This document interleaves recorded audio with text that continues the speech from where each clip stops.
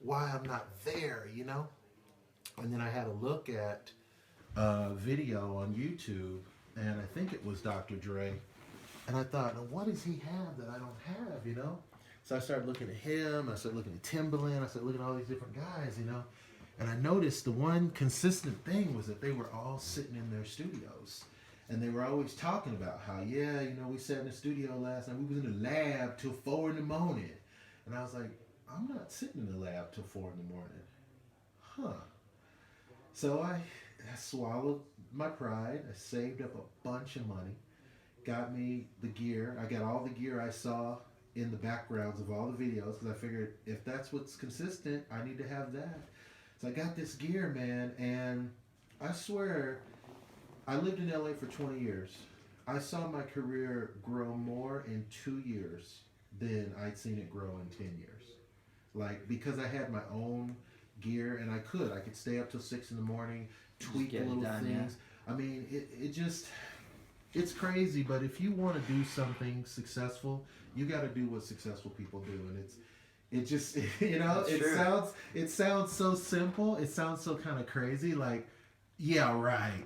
No, really, that's what you got to do. You know, if a guy has climbed a mountain and he's telling you, like, these are the boots you got to buy and these are the cords or whatever you got to get those. Why would you not, you know? Absolutely. So that was my experience. So, hey, y'all, welcome to the Ace Michaels Show. We're glad to have you back. Listen, thank you so much for sharing and liking the show. If you haven't shared and liked the show, when I mention that, that's so you start doing it. You know what I'm saying? Like, I'm not just saying it so, like, you go, I didn't share and like the show. What you talking about? No, I'm saying, dog, share and like the show. I appreciate it if you share and like the show.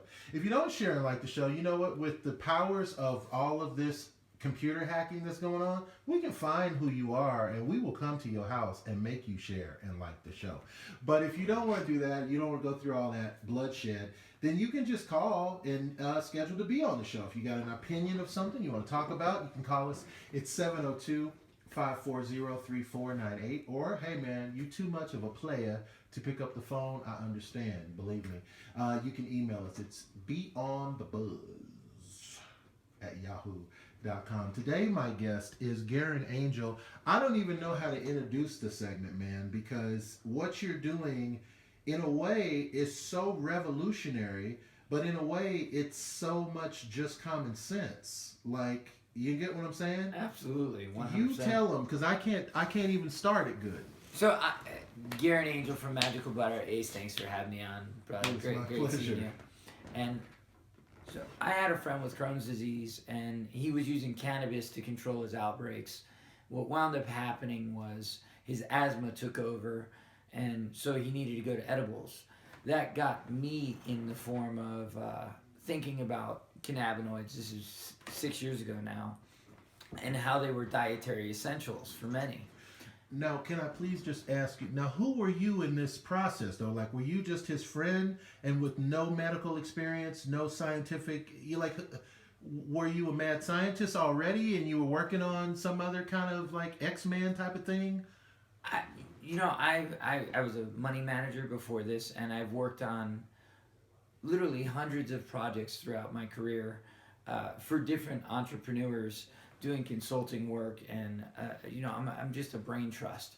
So for this project, one of my first businesses that I ever owned and started was a computer company. So I have a lot of experience with PCB boards and microprocessors, and I knew that the problem was consistency. When you're talking about recipes, the reason why franchises work is because a steak from Capitol Grill is supposed to taste the same in LA as it tastes in Tampa. Sure. And with plant-based medicines, we need to apply consistency. The tools that existed didn't offer any consistency. When you're using a crock pot and a spoon, or a Fry Daddy, these are not things that have any controls to them other than human control.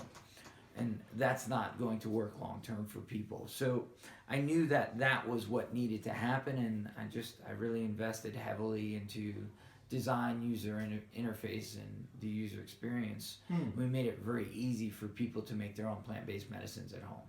Now, I wanted to make sure that people understand that you didn't do this for a financial goal. This wasn't something you decided you're going to start a company at this. You're doing this to help a friend, but in the process, sounds like you kind of invented something that's going to become a household item. Yeah, we created the shelf space, and it wasn't out of a thirst for profit. It was out of a American greed. Yeah, it was about helping people. And still, everything that magical butter does embodies either health or happiness. We can live much longer than we do, and we die from the inside out. But we treat our bodies from the outside in. And so it's really become this paradigm that we've entered for healthcare that's not logical.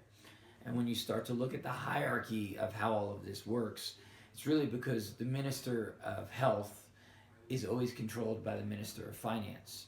So we've put money ahead of health.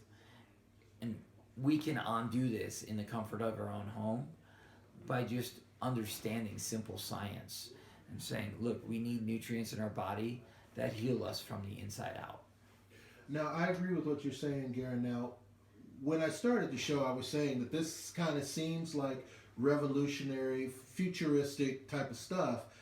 But when we're talking about cannabis, we're talking about, the Native American Indians smoked cannabis, and so did many other ancestral tribes smoked cannabis, right? So we're kind of going backwards in the sense that instead of getting more prescription medications, we're kind of looking at a homeopathic or herbiopathic approach to a common problem.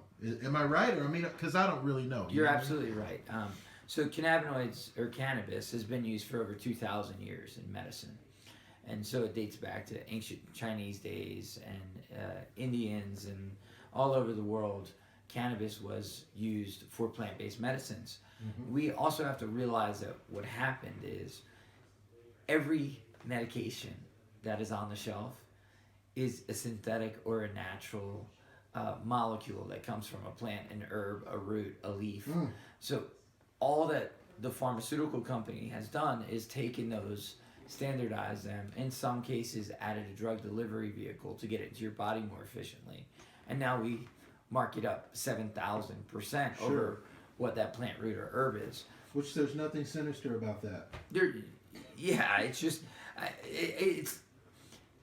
you have to help people to have sustainability in today's economy. And that's what the opportunity is with cannabis. It's not just about cannabis. It's about disrupting the pharmaceutical industry by making medicines more efficient for people and getting those roots, herbs, plants, leaves back into their body to prevent disease instead of utilizing them to treat a symptom after we have disease. Now, it's very, very interesting what you're saying, because this is Saturday today, as we're doing the show. On Monday morning, Congress is meeting again to dismantle universal health care for Americans. So as we're going through this historic time where pot is legal in 28 states, now in 28 already, by this time next year, maybe another 28, maybe then another 28, and then another 28, and pretty soon it's legal all over the world all the time. But pot had to fight a battle with tobacco. And as most of us know, tobacco won for a long time because big tobacco companies made it impossible. They lobbied real hard against the use of the hemp. the use of the not the cannabis. What do you call it? The CBD. The CBD. Yes, sounds like a good name for a rock band. Cannabidiol. Actually, I like that. Hey man, we're the CBDs and we're gonna rock out. But so the question I have for you, honestly, realistically, can cannabis cure cancer? And I'm gonna be ginger in how I approach this. Okay. Because when people have cancer, it's a real situation, Of course. and I don't want to give anyone false hope. I can say that anecdotally, we've had enough people who've ingested cannabinoids and seen their cancer go into remission for me to know that there's a link there. Do I want to say it cures cancer? I don't, because I don't want people to have false hope. What I want people to have is hope. And if I had cancer, I would definitely use a lot of cannabinoids in my diet. And I say diet because it's more important that you ingest it than it is that you smoke it. And we have to get these in our bloodstream and keep cannabinoids in our bloodstream to keep longevity alive. And that's just smoking it. I'm not against smoking it. I think smoking is great, everything else. But for medicines, it really is about keeping the right nutrients in our diet. And just, I can't stress it enough. Cannabinoids are a dietary essential. Okay, so now that is speaking about medicine. Now, when you talk about pot, at least with people that I talk to about pot, because sometimes we get high, sometimes we smoke weed. Anyway, We just have fun. But when I talk to people about pot, there's another battle of it being so natural that people almost feel that it's spiritual, like it was actually put here to heal us. And how wrong is it for Big Pharma to come along and say that it's not the right thing and we need to take these really hardcore drugs when there's a natural solution? I mean, the people who love pot much more than you and I do probably believe that pot cures everything. Glaucoma, itchy leg disease, sleepy mama syndrome, I mean, you name it. Well, and there's good scientific fact for people to make that association. Everybody is familiar with their immune system. You guys are all familiar with your immune system. I know that. Well, there's also something called an endocannabinoid system. And the endocannabinoid system interacts with every disease known to mankind. So, let's dial that down a little bit. Let's say that you have a cannabinoid deficiency in your body. And now we introduce cannabinoids into our body. Now, let me interject because I don't want to forget this. So you're saying a cannabinoid deficiency. So you're saying we're born with cannabinoids? Yeah, your body naturally makes opioids. Yeah, I've heard that your body can make morphine if you're in an accident. So it's it a does. natural thing. Well, actually, let's not even go there. Just think about when you're exercising or working out. The first 30 minutes it sucks, and then you catch your second longer than wind. that too. Don't. Yeah. Okay. But you catch your second wind, right? That's typically what happens. Right. That's actually your body upregulating something called anandamide. And anandamide is great at fighting inflammation. So it's good at chronic pain and inflammation. So we lower those levels naturally. And that's really what it does. The difference between cannabinoids and opioids is when we ingest cannabinoids synthetically, and when I say synthetically, I don't mean ingesting synthetic cannabinoids, but we're introducing them from the plant and not from our own body. It upregulates our endogenous cannabinoids that our body makes. Well, with opioids, when you do that, your natural opioid production goes down, and that's why you get addicted, is because you wake up feeling terrible because your body hasn't created any natural endogenous opioids. With cannabinoids, we don't have that, and that's why it's a non-addictive plant. But it works so well for chronic pain and inflammation. Now, let me ask you this, Gayrn. Is what you're saying to me right now like a secret? Like, do you have like military men like coming down, rappelling off the helicopter into your bedroom right now to steal your files? Or is this like common knowledge that everybody knows this, but somehow common people like me didn't get that? Because I never heard anything like that before. Yeah, so I do work with the best in the world. And that's where I get my knowledge base from, is I really, I work with the best people in the world on the subject matter. Huh. But this is common knowledge that everybody should know.